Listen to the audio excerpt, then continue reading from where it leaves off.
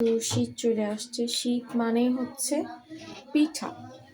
আমাদের বাঙালিদের শীত মানে হচ্ছে পিঠা। তো আজকে আমরা তেলের পিঠা বানাচ্ছি। এটা ভিন্ন ভিন্ন এলাকায় ভিন্ন ভিন্ন নামে প্রচলিত। আমাদের এখানে আমরা এটাকে তেলের পিঠে বলি।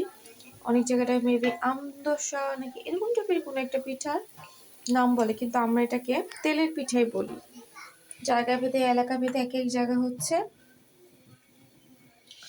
এক এক নাম এটার। আমাদের পিঠা বানানো চলছে। আমি জাস্ট ভাজতেছি। এটা মেবি আমার মা বা ভাবি যে কোনো একজনই এই ডোটা বানিয়েছে। ভাবি বানাচ্ছিল, কিন্তু আমি এখন নিয়ে আসছি সাইডে যে এই বাবলগুলো, এগুলোকে ফেলে দিচ্ছি।